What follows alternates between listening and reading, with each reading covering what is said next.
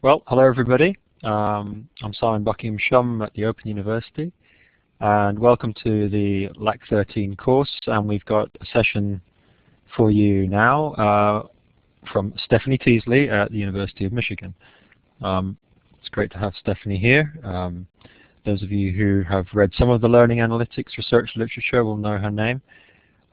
Stephanie's not coming from a sort of data mining, building technology driven perspective primarily, but much more from trying to understand the social and cognitive processes involved in using these technologies. So this is a very welcome kind of voice to have within the learning analytics conversation, because we're not just interested in building algorithms, but actually building applications and tools that real people will use and that will hopefully be adopted within educational institutions and organizations interested in their learning. So it's great to have you here, Stephanie, and I'll hand over to you and ask you to tell us a bit about using learning analytics to support academic advising for at-risk undergraduates. Great, thank you. Thank you for that nice introduction. Simon, the slides, we put the slides up. Can you put, there they are. All right, now I have to find that little advance button. I'm not seeing it where it was when we practice it. So do you need to give me moderator access? There we go. That looks good. Thank you very much. Sorry for that slight technical delay. I'll admit at the beginning to being somewhat of a rookie at doing solely online presentations, so apologies to those of you who are more experienced at this.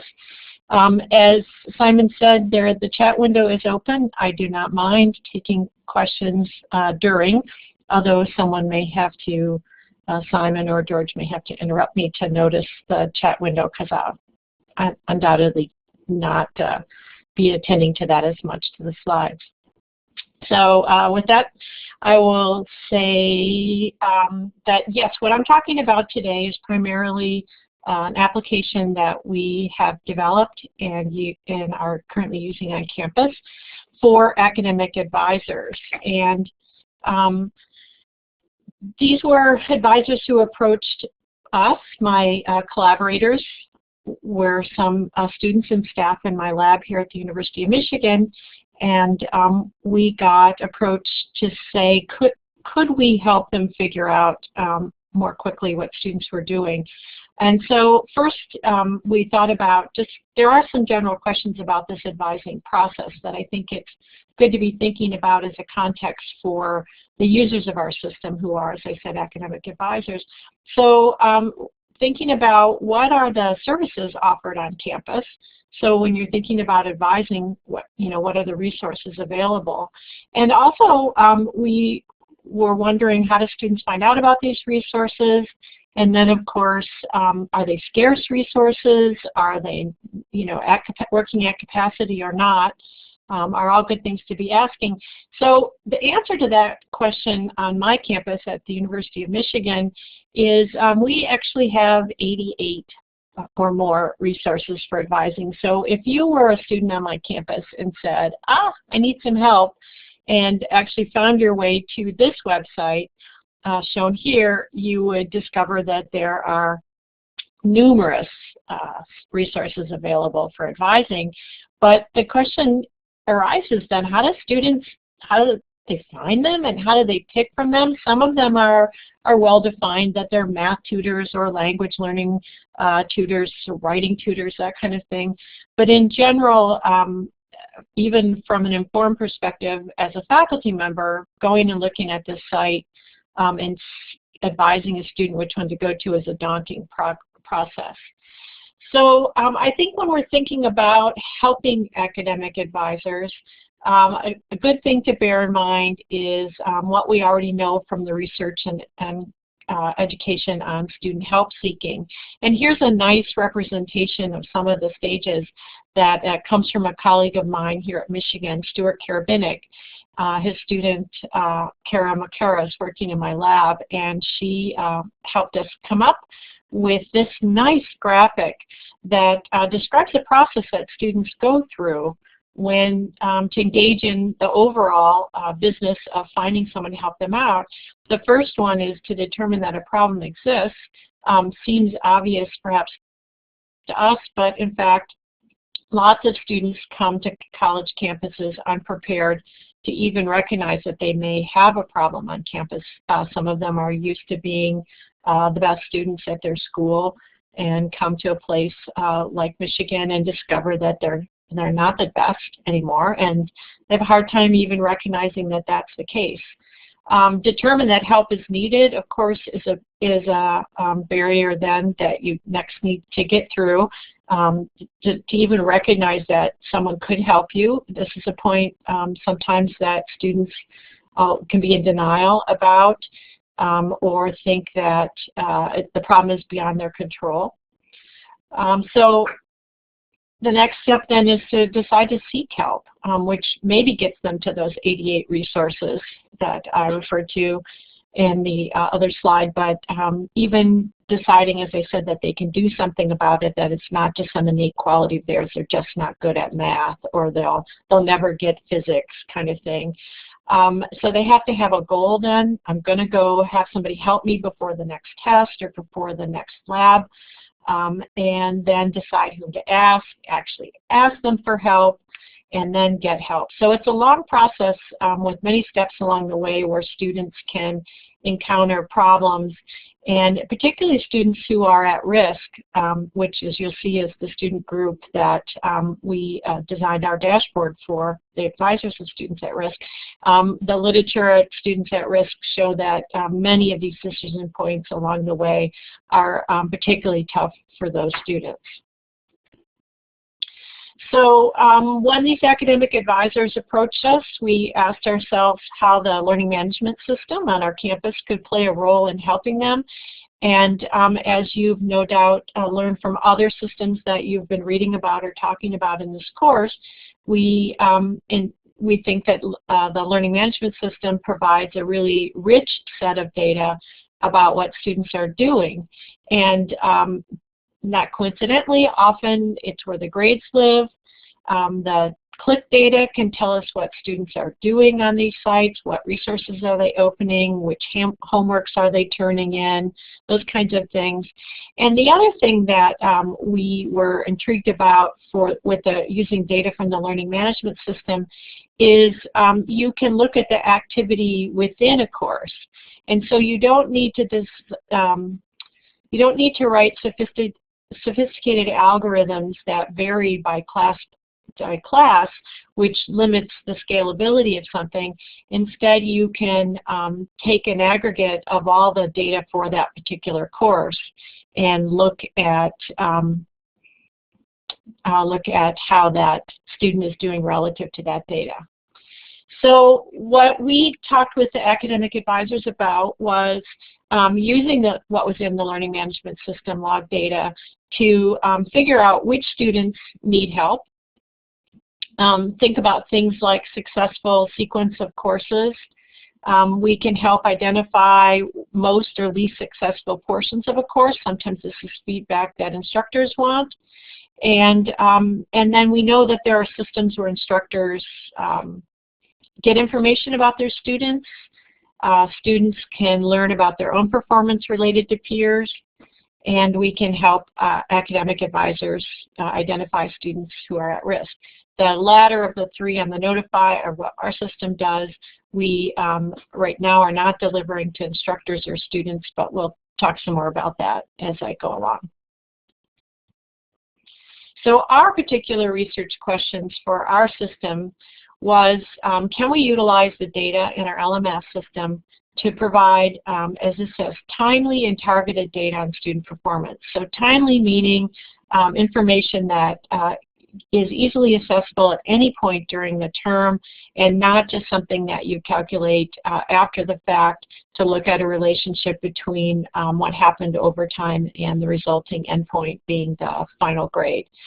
And in particular, for the advisors that we were going to be working with, they wanted to get in and meet with these students closer to when they were first evidencing problems in a course and not waiting for midterm meetings or meetings that the student initiated by themselves once they were already feeling way behind or way lost in a class. So the particular setting that we started with was a program at the University of Michigan called the STEM Academy. And this was initially begun in our College of Engineering, which does its own recruiting and admitting for their students.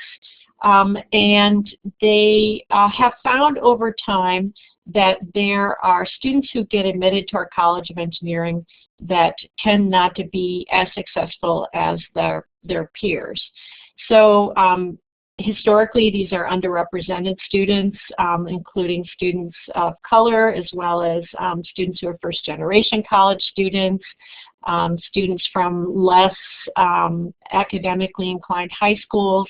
But they had been tracking for some time before the establishment of this academy that while these students could be successful being admitted to the engineering program, they were not students who necessarily got the highest GPAs or graduated with sufficient performance that allowed them to get the kind of jobs that some of their peers were getting. I'm seeing that John has written me a question, so I'm going to say, I would ask you to hold on to that question because I'm definitely going to get to that, and remind me if I haven't answered it. John wants to know, characterize what the intervention conversation is like and how the students perceive and receive it. So we're going to talk about that a little bit more. So getting back to the MSTEM Academy, at the time when we began this project, there were 200 engineering students in 4 cohorts because they had admitted by then their 4th cohort of 50 students into this program. But because of their experience with these students, they had a mentoring program, they had a summer entry program, they had lots of structural supports for these students. But the advisors found that they didn't know soon enough when the students were in trouble. They have a practice of, in the first year in the MSTEM Academy, these students are supposed to come and visit the advisors monthly, and they're supposed to bring with them a form that they fill out that gives the advisor some idea about how the student feels they're doing in the class. And the advisors were having problems because the monthly meetings were not giving them feedback soon enough. Students, if they missed a meeting, it would be 2 months before they saw them again. We're on semesters, so already half the course is gone sometimes by the time the advisors met with them. And they also found out that in general, the worse a student was doing was related to how informative and reliable the information was that the student would bring to these advising sessions. So they asked us, could we help them with that particular problem? And so we wanted to look for ways that advisors could use the data that we could get from the learning management system to help them with this advising task. And in all cases, while we were designing specifically for this program, we wanted to think about building something that could be used on our campus more broadly as well, not just within the College of Engineering and not just with this particular program. Now, I have a video here that didn't translate into the system, and I don't have another link to it, although I can try to put it up later. But what I had in this slide was an interview with one of the academic advisors who was talking to us about their role helping these students in this program. And they really described what they did as being central to the students in this program because of what they knew. So they talked about how well they knew the courses that these students were taking, how they even knew individual differences from one instructor to the next. They had some sense of historically how well students who were less prepared for sort of the high pressure, high caliber college curriculum were received or how well they got along with certain instructors more than others. They knew things about sequencing, that students maybe needed to take a particular course before one of the foundation, gateway, important courses, and so forth. So it was very quickly clear to us that a lot of the knowledge about succeeding in this program was in the advisors' heads. And the things that they knew were quite valuable to helping the student do well in the program. And so it didn't make sense to us to devise a system that didn't include using what those advisors knew. So this was a major part of our justification for designing our dashboard specifically for the advisors to use. The students already had relationships with these advisors. When they were admitted to this program, they knew they were expected to meet regularly with these advisors. And so we saw the advisors as a key element in this program and thought that that was the right place to propose an intervention and help in that way. So this is just a general overview of what we did for developing our dashboard. We used the methods from HCI, Human-Computer Interaction Evaluative Development. We looked at what we had in our LMS. We used C-Tools at Michigan, which is one of the variants of the Sakai open source product. And my lab has access to all the click data from C-Tools as it's used on our campus. Everything that everybody's doing it, faculty, students, and even our staff use it. So we had a lot of data to play around with, and we began doing it retrospectively to get some ideas about what data in that data log system would be useful and provide metrics that would allow us to compare students so we could classify those that we thought were in need of intervention from the advisors. So we learned a lot from the Signals program at Purdue. In fact, George Campbell has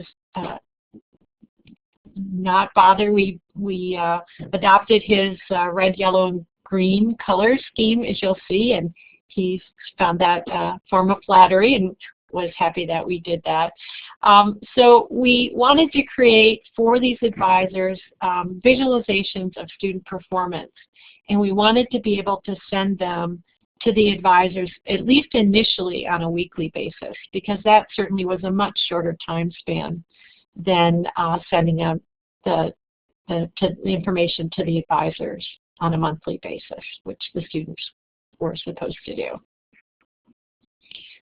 Okay, so our primary activities to get started was to talk a lot to the advisors about what they were doing, what they needed to know, what they knew, how they fit what they heard from students with what they knew, and really think about how we might inform their job with things that were really going to be useful for them. And then the reason that we're all here, learning analytics, we did data mining, we did analysis, and we provided some visualizations of the data. Now, most of the data that we use comes right out of C-Tools, out of our LMS, although some instructors on our campus in the courses that these MSTEM students take do their grading outside of C-Tools, and so we are able to draw that data in as well and put it into our larger data set, and that helped us with some of the performance measures. And then we created a classification scheme and included the kinds of parameter estimations that typically are necessary for these kinds of analytics models. So as I said, we have the usage data, we have grades, and the other thing we know, Michigan is a campus that created a few years ago what they call a data warehouse, which is really useful for us because now the student data lives in a single place. Before the establishment of this data warehouse, the registrar had their own data, the housing people had their own data, the things that we could know about the student lived in different places on campus, and now they are all together, and that allows us to draw different kinds of data from different sources, but all data that is available on our campus, but was only primarily used by one kind of person on campus with very particular questions. So we created a weekly data query of the C-Tools log data, and we focused our attention on courses that included an M-STEM student and used the gradebook or assignments tool. And it's messy, so I don't know how many of you have already gotten into something that looks like log data from an LMS, but this is kind of what you get when you pull that out. It's very complicated. You have to figure out what it's all about, what the values mean, obviously, and you just get lines and lines and lines of stuff that looks like this. And you have to figure out what to do with it. So what we did is we took the gradebook and assignments tool from C-Tools that allowed us to have this kind of up-to-date knowledge about what how students were doing, and report this at a student level for these particular students. And the way that we did this is we looked at the percent of available points earned in the class to date at the point when the query was made, how many points could a student have earned in that class by then, and then we took the course average for all students in that class, not just the M-STEM students. So we had a benchmark for some reasonable expectation for how any student should be doing. The other thing that we did, based on some experiments that we did with our the prior data and then taking some clues from a couple of things in the literature, was we wanted to use the presence events in our LMS. So every time a student goes to a course site in C-Tools, it logs what's called there a presence event. So we know when they logged in. We didn't do anything more sophisticated with that. We didn't want to mess around with how long they were logged in, because you simply can't know why that's the length that it is. It could look like they were there for a long time, but maybe they opened it up and then got distracted with a phone call or talking to a friend and then came back to it. But basically, we wanted to know, to keep track of how often the student checked in on a site. And then because sites vary quite a bit on the kinds of tools that they use on the site, we knew that we needed to benchmark those presence events again against everybody else in that course. So if it was a course with a big discussion section and a lot of resources, you might expect to see a high overall level of presence events if students go there regularly and quite frequently, versus another class that maybe just has the syllabus up and after class puts the slides up. And so there you would expect to see only a couple of check-ins a week. So we didn't want to assume there was a magic number for any given course, but rather however often everybody else felt the need to check in was what you were benchmarking it against. We did some checking to see whether that was really a viable approach for us. Did we really want to include presence events in our model to help us with student performance? And we took some old data from one of the Gateway Engineering classes and some previous semesters, and we knew then how often the students had gone into the C-Tools course site for that course and that term, and we also knew what their final grade was. And this is kind of messy to look at, but you can tell basically the A students are the blue and green lines, and you see most of them at the top, and the students with the lowest grades are the red and the orange lines, and you can see most of them are at the bottom. So basically it shows us that students who did well in this class were checking in to the website, the C-Tools site, more frequently than were the kids who did poorly. And based on these data, we decided that the cumulative presence events were a good indicator for what a student's final grade might be, and therefore we should put it in our prediction model, if you will, or our alert model. This is just another graph showing that it changed over time, and of course you might expect that students are going to check in more often right before the midterm, which you see that rise right after week 10 and right before the final. But you can see the pattern still holds, that the students who do well are the students who are checking into the website far more frequently than the students who don't do well. So the classification scheme that we adopted then, as I've been saying throughout, our interclass, and we used their percentile ranks for these presence events, so relative to their peers, and we look at their grades, again, relative to their peers. And we adopted a few simple rules for our algorithm. We had absolute grade thresholds. So if you were doing in the 85th percentile and above, we thought that was good. If you were doing 55% or lower, that was definitely not good.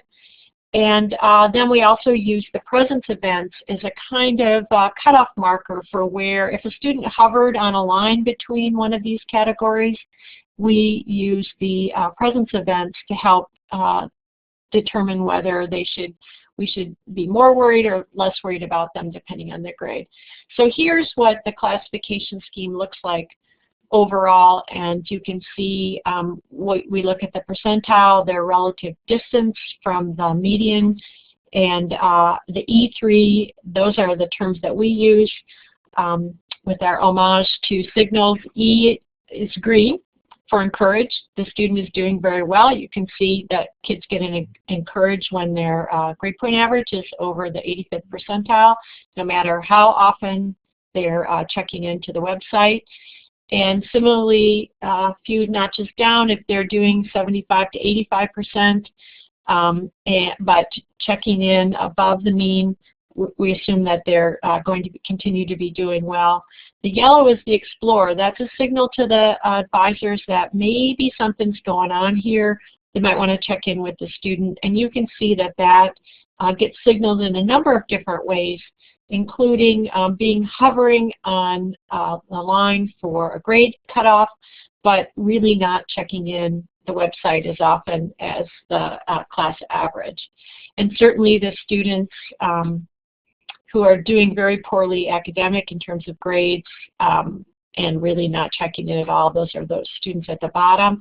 But even the student in the middle, the one engaged, the one red line toward the middle, is a student who really is hovering between maybe a low B and a high C, and they're just not showing up on the website as often as their peers are. And so that's also a reason to check in with them, because maybe if they were doing what everybody else is apparently doing on the website, they might be able to improve their grade. So that's the scheme that we embedded in our dashboard system, and the way that a student gets marked with one of these three kinds of categories that suggest to the advisor how that student is doing. And this is what it looks like. It's a bit ugly, but the advisors could look at this. So you can see grayed out, of course, because this is real student data. You can see the courses that a student is in. And this, just to decode these for you, this top student then is in 4 courses, but it's really 2. There's a lecture section and a lab section. So they're in Chem 125, and their lab section is 130, and math, they're in math 115, and the related section for that. And then you can track across there, and then obviously the columns add over time. And it tells the mentor how the student is doing, and there's a change column just so they can quickly eyeball who's moved up or moved down. And you can see a progression here. And so you can imagine if you're an advisor who looked at this around November 3rd, you can see that the first student is had started out really rocky in their Chem Lab section, but certainly picked that up quite well. There wasn't grades for the main lecture section until after some quiz or exam, and the student is showing some slight improvement there. And so you can basically track the patterns here over time. There's a student a few down who is taking an electricity and magnetism survey. You can see they did very poorly and dropped this class. The class average is on the far right. So if you're an advisor and you wonder, 73% doesn't seem lower than the class average. Why is it yellow? You can drill down into these data and have a better look at it. So you can click on the student's name. You can click on the particular course, and then you can get these representations of what the student is doing that helps you better understand what's underlying the data on the previous sheet. So on the left, the student in class performance is represented. The student assignment average is blue, so that's the student, and there's the class average is in yellow. So you can see the student started out a little bit above their peers, to 100%, but then is slowly kind of taking a plunge and leveling off. So you can look over on the right is the particular assignment data. So it shows you when it was submitted, when it was due, how many points it was the student could earn from it, and then how many they actually earned and how that fit in with the class average. And so you can kind of digest where this might be, where the student might be experiencing difficulty. So you might see that all the homework assignments, some aren't turned in, or they're earning very few of the points, and that will give you a clue about what they might be doing wrong, leading to difficulties at exam time. The login history is the bottom left. Just gives you an idea if the advisors want to know how often is the student going to the website, course site, relative to their peers, just to kind of track engagement in the course and whether the student's really trying to keep up with their work or not. And you can see here that the student has a couple of weeks when they just weren't checked in, especially September 15th, the second week of the class. They they went to the website very few times relative to their peers. And you can imagine that week one, everybody checked in to download the syllabus and see what was going on, and there's probably a fair amount of activity there. But then this student really dropped off in the second week, maybe not understanding that it's important to go check on the website on a regular basis to catch up, and they're sort of catching on to that, and whatever was happening here around October 6th, they showed up on the website more often than their peers. So this is the kind of specific information that the mentors asked us for. So originally when we started working with them, our first iteration was just this page, like this. And they were pretty happy about that because it did allow them to eyeball student performance pretty quickly. They got the color coding. I guess what I forgot to say is everything that isn't yellow or green, isn't yellow or red would be green, but that starts to look visually very difficult. So we highlighted the yellow and the red for the advisors. And so they liked this, but they said, no, I don't, I want to be able to see why it's 73% or why it's 55%. And that's when we developed the student detail report that the advisors can then get to at a simple click from the student's name and the particular course. So I think I've just hinted or already said what was on this slide, the first version then of the dashboard that we gave them. They found it helpful, but it was really in the meetings where they would then ask the students, why do you think you've got this lower score? What do you think what do you think is going on? Are you going to the website? Are you downloading the notes, or whatever the relevant questions were? And they found that first version with just that top-level dashboard mostly useful in identifying students who stopped coming to the monthly meetings. But in particular, they realized that these monthly meetings are only required of the first-year students, but students in this program stay in this program for all 4 years.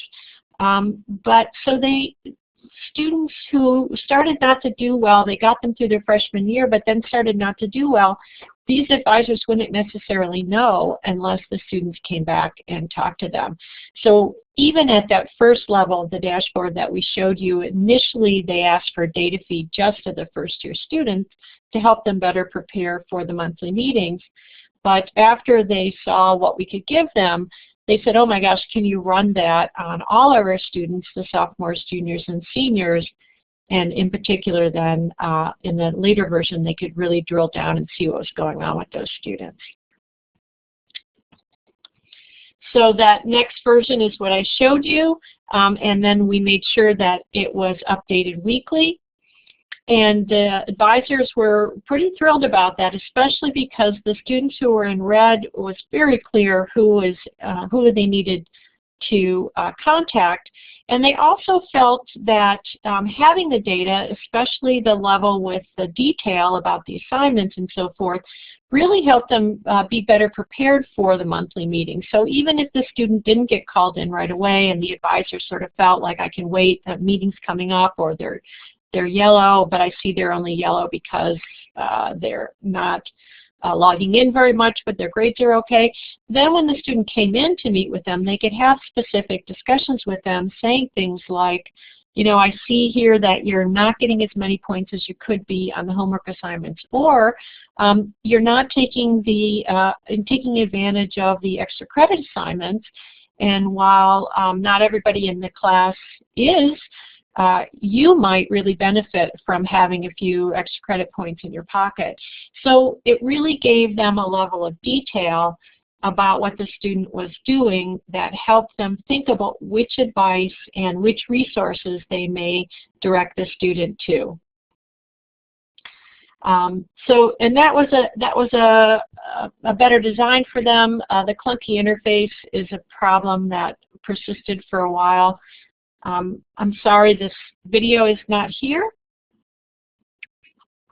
but basically what this advisor was explaining to us in this interview was some of the things that are pointed out in the previous slide, only in his own words. And he really felt it was important to get into the students' process for studying and following course material. And so he was talking about how it was particularly helpful for students on the edge, students who were right between grades, and they could really tailor the specific advice to the student based on the information they could see in the dashboard. And the mentors themselves, the advisors, had a very developmental approach to these discussions, certainly before and after the use of the dashboard, because these were students who were in the program because they were going to get the kind of support they needed to be successful at Michigan. So the advisors didn't frame the conversation in terms of, oh, look, you're failing, but rather, you're in trouble, but we've caught it early. We can look at what you're doing. We can think about what particular kinds of resources really might help you in particular improve your performance. So those, I would characterize, going back to John's question, I would characterize the intervention conversation very much like that the student understood that the advisor was well informed with their progress, and often could contextualize that in terms of a course, even to the point of saying things like, we know historically that the midterm for this course is really the most difficult point in the course, so you've gotten over this hump. The rest of the course is not going to be as hard as this. There are just other things that they know very well about these courses that they could contextualize in these discussions, especially with knowing from the details what the student was and wasn't doing well in the course. So the other question that John asked in the text was, how did the students perceive or receive it? I wonder if underlying this question is, did they think it was creepy that the advisors knew this much information?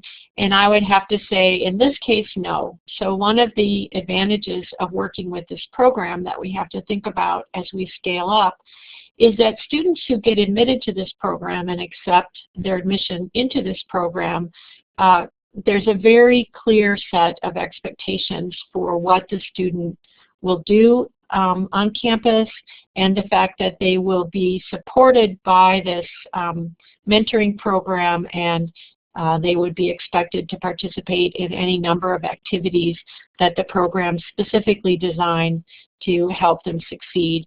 And in fact, they receive a small fellowship monthly stipend for being a fellow in this program. And so it's no surprise to them that these advisors know what's up with them pretty carefully and a fair amount of detail. How other students who are just your average student on campus would perceive this, I think, is a good question that we'll need to keep an eye on as we scale up. But in general, we did not see any negative feedback from the students about the advisors having access to this level of information. So if you have other questions about that, please type them in, and I'll have a look at them as we go along.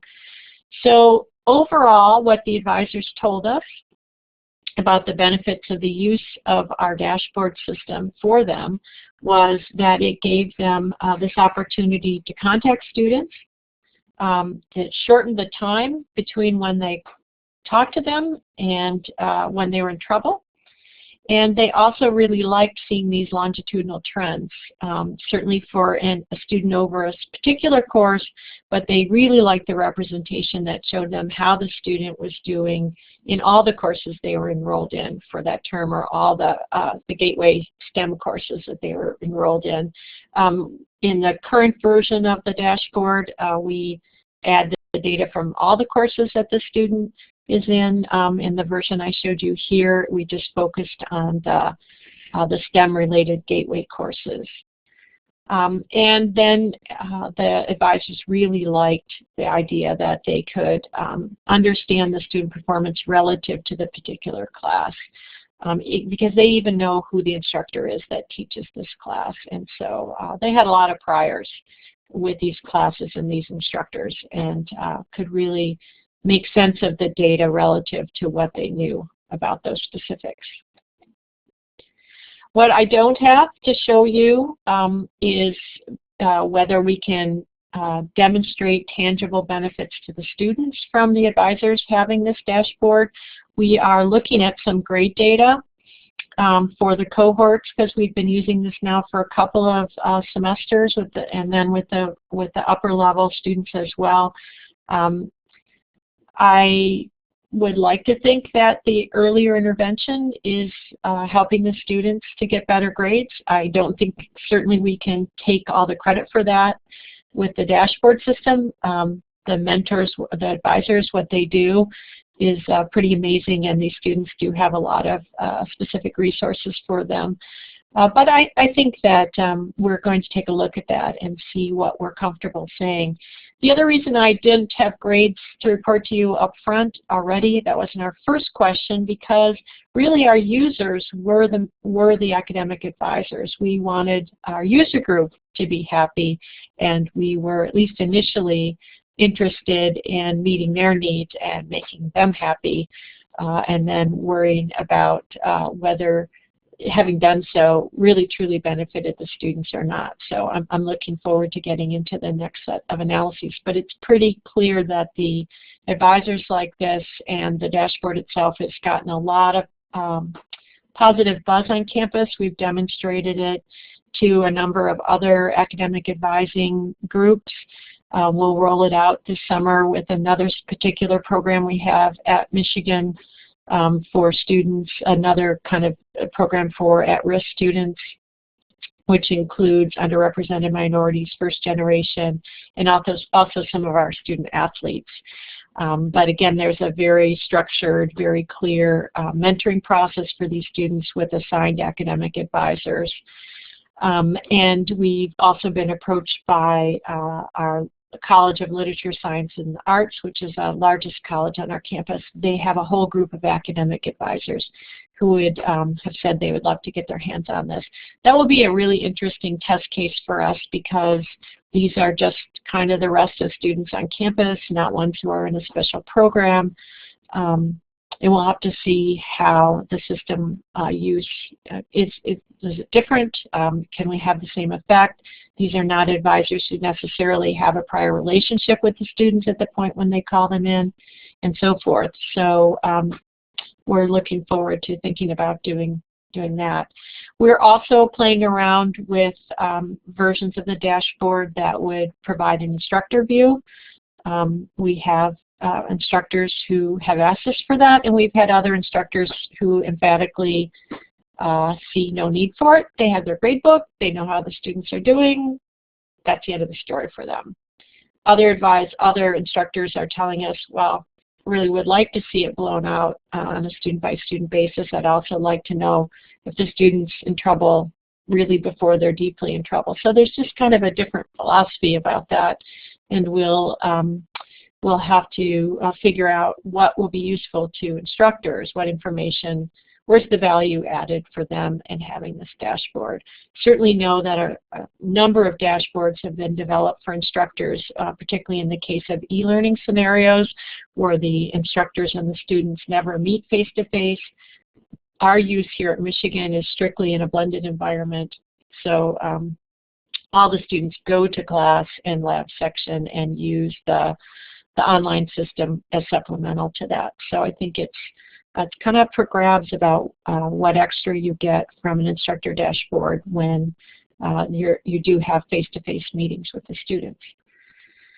A student view is more like what they do in Purdue with the Signal system, and I have another colleague here at Michigan who's doing a messaging system for students that's tailored recommendations. So some of you may know the work of my colleague Tim McKay, who's using an M-coaching system that was developed in our School of Public Health for people who are dealing with chronic disease or other health behavior-related issues, things like weight loss, smoking cessation. And Tim has been working on a tailored messaging system to go out to the students that would say things like, hey, I see you haven't turned in the last couple of homeworks. You know, you might want to think about turning those in, kind of thing. He's showing some really interesting results with that. We're not quite ready to go there yet because I think it's still too many unknowns about how to deliver these messages to students and under what conditions they are motivating and which conditions they are demotivating. And personally, I'd like to have a few more of those kinds of questions empirically investigated before I presume that telling students, giving them a dashboard like the advisor dashboard, that they know what to do with those. So if you go back to the, if you remember back to the slide about student help seeking, certainly a system like that could help a student understand that they are in trouble or they may be soon in trouble, but not necessarily motivate them to do something about it or point them in the direction of what they need to do that could be productive for them. So I think it's very promising, and I think that this is the kind of thing that we're going to learn a lot about in the analytics field.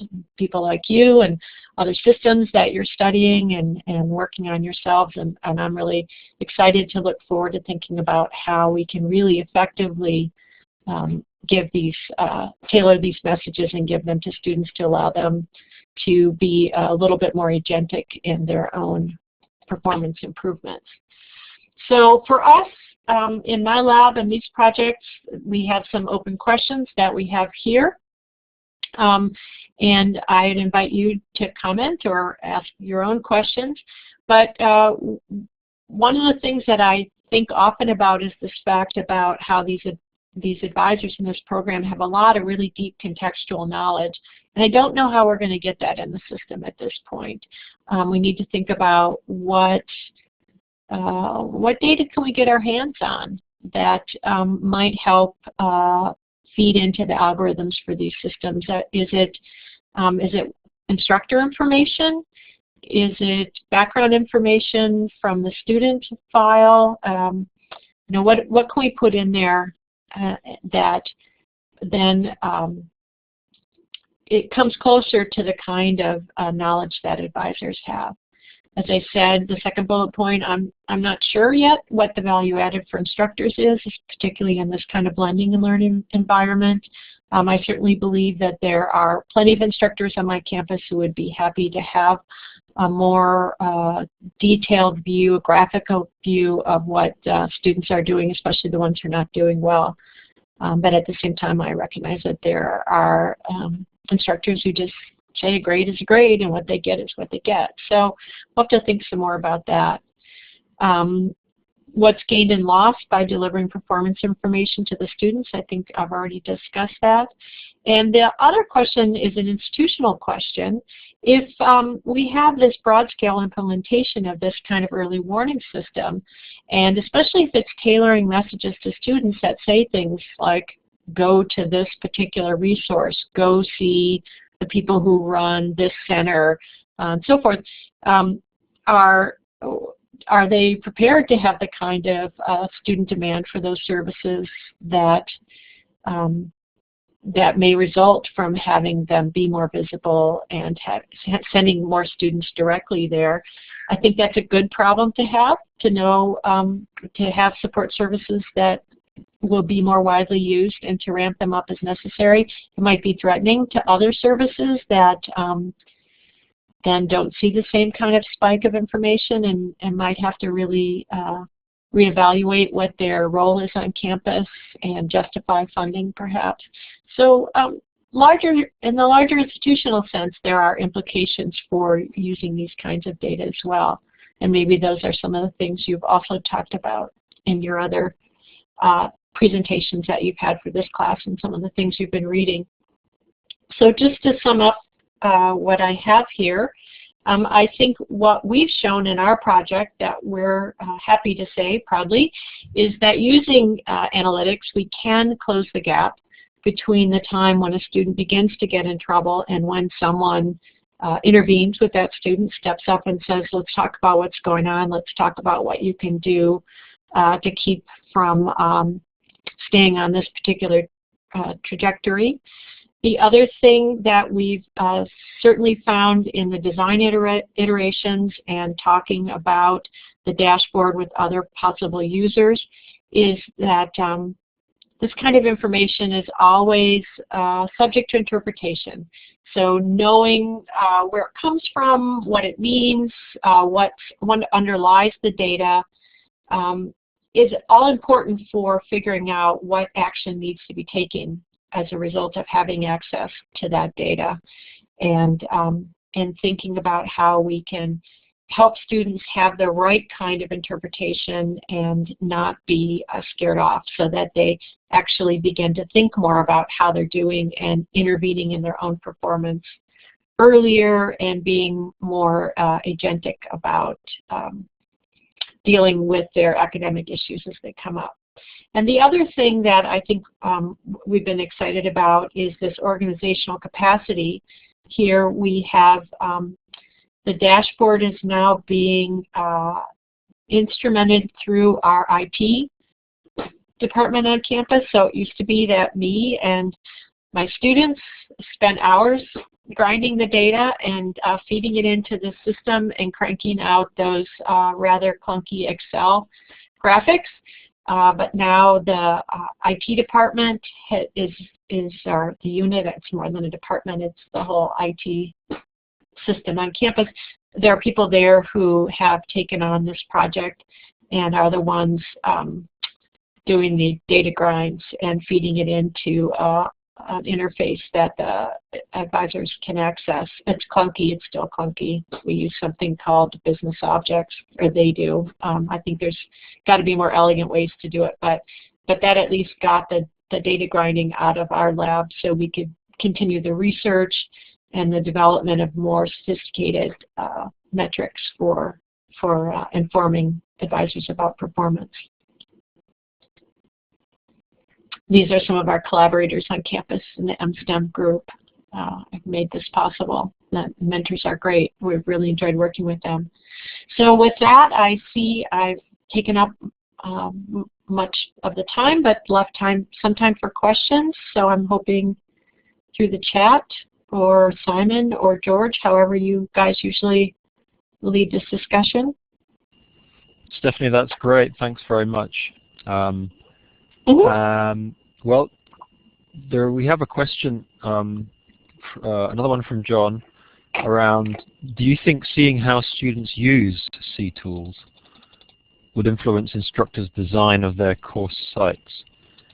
What assignments are associated with more presence events? So the fact that you've built analytics based on online presence events could end up shaping the way that they actually do their learning design. Interesting idea. Mm-hmm.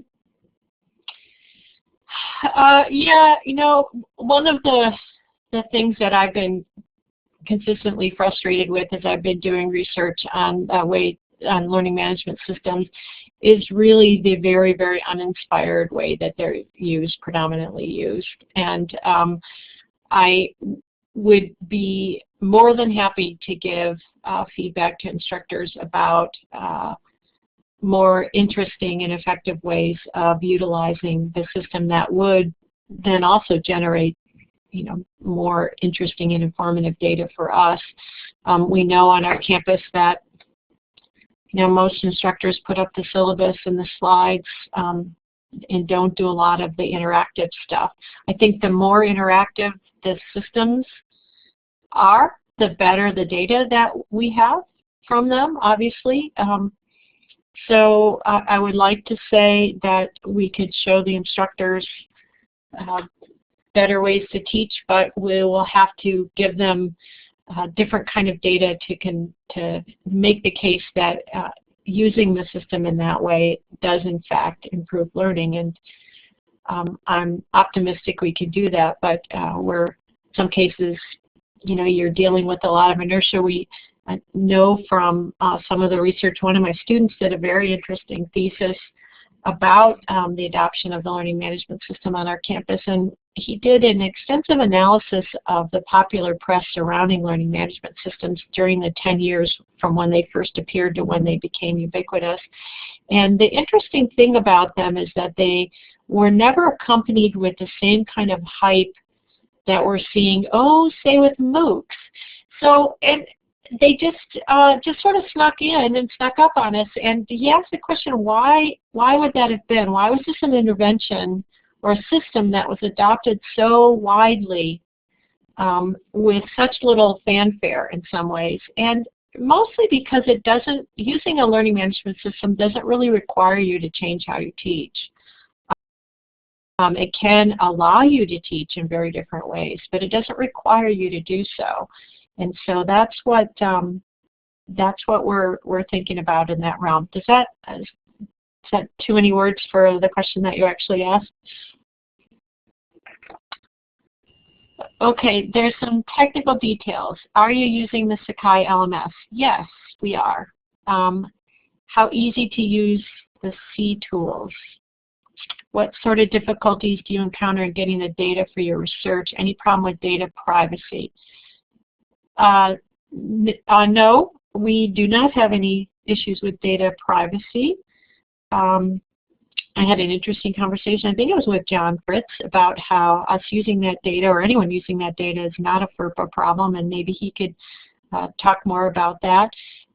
We are in a unique position in my lab in terms of having access to that data. We certainly have IRB approval, exemption actually to use it, but because we have worked so closely with the development team, at some point they just realized it was easier to give us access to the data than keep doing all the data pulls that we kept asking them for. So we have a very nice relationship with them, and people on our campus are quite comfortable with us having access to the data. Okay, has anybody else got any questions?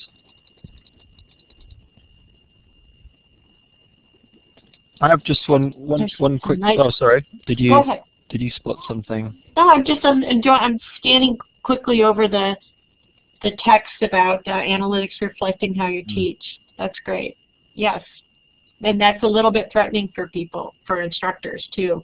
One of the pushbacks that I've gotten when I've talked about instructor dashboards are questions about will then chairs and deans use that data to do some kind of systematic evaluation of how people are teaching. So they're a little, I think in general, instructors are a little more uptight about privacy issues with respect to LMS data than the students seem to be. Yeah, that's one of my nightmare scenarios, that analytics are used by management because they've got some new things to count, and suddenly Yes. your promotion case or your whatever rests on analytics, and it may be that can be justified, but we have to ensure that they're used in appropriate ways, and it's very early days yet. So one final question from me, perhaps, if I may, and then we'll wrap up. I'm really intrigued about what goes on in these intervention sessions, because the move from giving your advisors support in where to direct their scarce attention.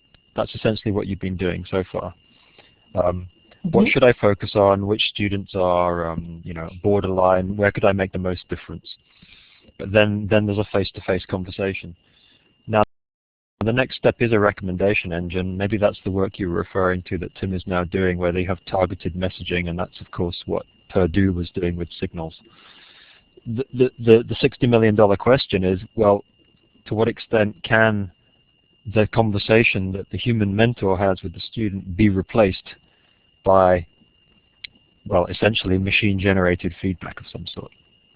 And I just wonder how one would go around investigating that. I guess it would be, it would be a sort of social sciences type investigation into the nature of that conversation, and whether there is, a lot of deep knowledge being used by the mentor in a very situated, contextualized way, using a lot of emotional and non-verbal stuff going on to support the student, that could not possibly be replaced by, a machine-generated recommendation that you should go read this or go watch that movie or so forth. So I don't know. Any thoughts on how one would do this in an appropriate, responsible way? Well, I'm glad that you appreciate the value of the the advisor to student interaction. As I said, that's really one of the reasons why we really focused on just developing the dashboard for the mentors.